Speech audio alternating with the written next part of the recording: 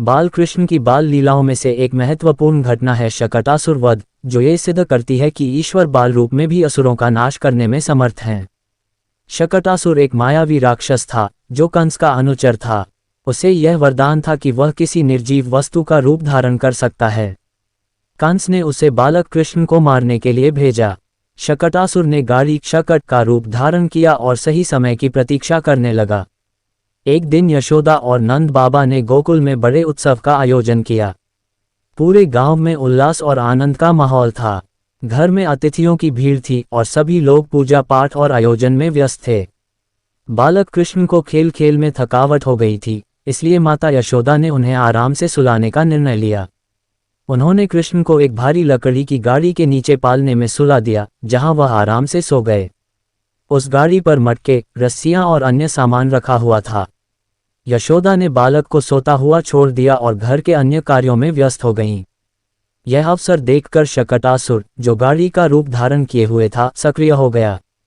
उसने गाड़ी को कृष्ण पर गिराकर उन्हें कुचलने की योजना बनाई। उसकी योजना थी कि गाड़ी का वजन बालक कृष्ण को दबा देगा और वह अपने उद्देश्य में सफल हो जाएगा। जैसे ही शकटासुर ने अपनी माया से गाड़ी को भारी करना शुरू किया, बालक कृष्ण ने अपनी दिव्य शक्ति का परिचय दिया। पालने में लेटे लेटे ही बालक कृष्ण ने अपने छोटे छोटे पैरों को ऊपर उठाया और गाड़ी को जोर से ठोकर मारी। ये साधारण ठोकर नहीं थी, बल्कि उनके दिव्य स्वरूप का प्रदर्शन था। ठोकर इतनी शक्तिशाली थी कि पूरी गाड़ी टूटकर बिखर गई। गाड़ी के पहिए और उसमें रखा सारा सामान चारों ओर छिटक गया। गाड़ी के साथ ही शकटासुर का भी अंत हो गया। गाड़ी के चकनाचूर हो जाने और उसके टुकड़े टुकड़े होने की आवाज़ सुनकर यशोदा, नंद बाबा और सभी गोकुलवासी दौड़कर वहां आए। उन्होंने देखा कि बालक कृष्ण मुस्कुरा रहे थे और उनके चारों ओर गाड़ी के टूटे हुए टुकड़े पड़े थे। सब ये देखकर अचंभित रह गए कि इतनी भारी गाड़ी अचानक कैसे टूट गई। कोई इस रहस्य को समझ नहीं सका। यशोदा ने इसे बालक कृष्ण का खेल समझा, लेकिन गोपियां और गोप कुछ न कुछ चमत्कार अवश्य मान रहे थे। तृणावर्त वध की कथा। गोकुल में उनके जन्म और बाल लीलाओं से भयभीत कंस ने उन्हें मारने के लिए कई राक्षसों को भेजा। इन्हीं में से एक था तृणावर्त, जिसने बवंडर का रूप धारण कर बालक कृष्ण को मारने का प्रयास किया। जब पूतना, शकटासुर और अन्य राक्षस श्री कृष्ण का वध करने में असफल रहे, तो कंस और भी अधिक भयभीत हो गया। उसने तृणावर्त नामक एक शक्तिशाली राक्षस को गोकुल भेजा। तृणावर्त को बवंडर का रूप लेने और अपने विनाशकारी बल से किसी को भी उठाकर ले जाने की शक्ति प्राप्त थी। कंस ने उसे आदेश दिया कि वह गोकुल जाकर कृष्ण को समाप्त कर दे। तृणावर्त अपनी मायावी शक्तियों से सुसज्जित होकर गोकुल पहुंचा, जहां भगवान कृष्ण अपनी बाल लीलाओं में लीन थे। एक दिन यशोदा बालक कृष्ण को गोद में लिए बैठी थीं।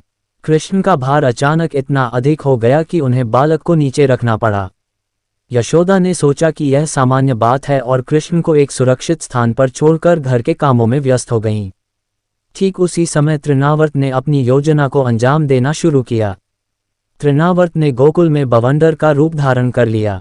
उसकी शक्ति इतनी प्रबल थी कि चारों ओर धूल का गुबार छा गया और कुछ भी दिखाई देना बंद हो गया। पेड़ उखड़ने लगे, हवाएं तीव्र गति से चलने लगीं और पूरा वातावरण भयावह हो गया।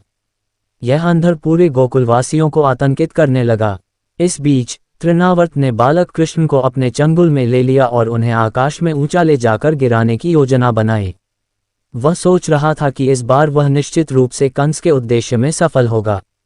लेकिन श्री कृष्ण कौन थे? वे स्वयं सृष्टि के रचयिता और पालनहार थे। जैसे ही तृणावर्त ने उन्हें उठाया, कृष्ण ने अपनी छोटी छोटी मुलायम भुजाओं से उसका गला इतनी जोर से पकड़ लिया कि वह हिल भी नहीं सका।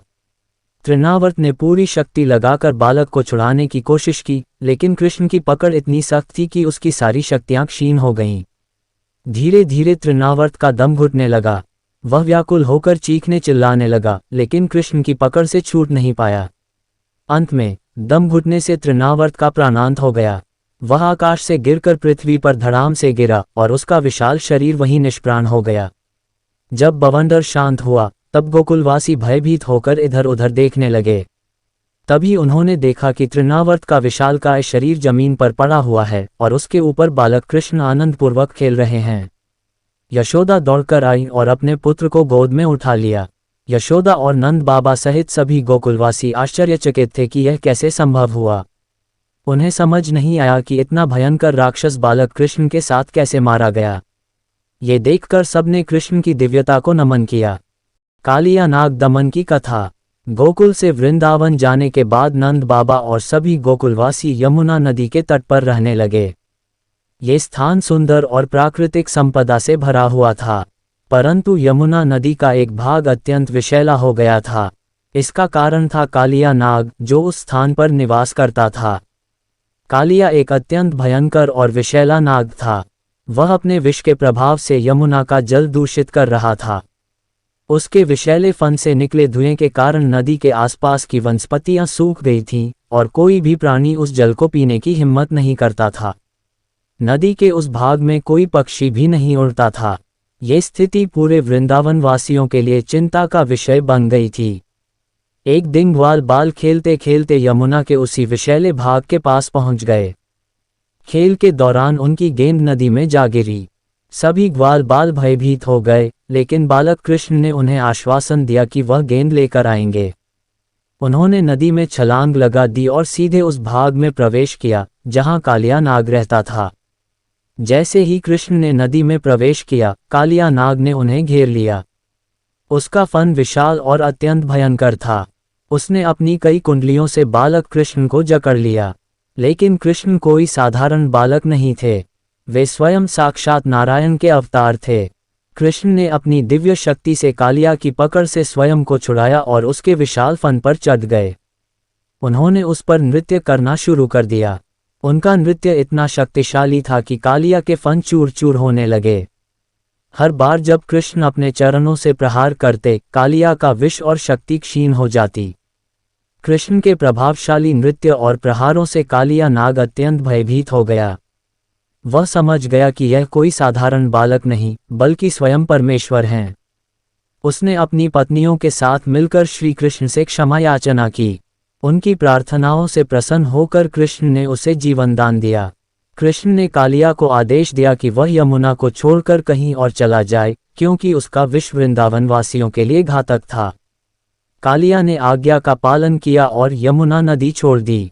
उसके जाने के बाद नदी का जल शुद्ध और निर्मल हो गया। वृंदावन में पुनः हरियाली लौट आई और सभी जीव जंतु भयमुक्त हो गए। जब कृष्ण नदी से बाहर आए तो गोकुलवासियों ने उन्हें हर्ष और उल्लास के साथ स्वागत किया। माता यशोदा अपने पुत्र को गले लगाकर रो पड़ी और नंद बाबा ने कृष्ण को आशीर्वाद दिया। सभी ग्वाल बाल कृष्ण की विजय का उत्सव मनाने लगे। ये घटना गोकुलवासियों के लिए एक अद्भुत चमत्कार और भगवान की महिमा का प्रतीक बन गई।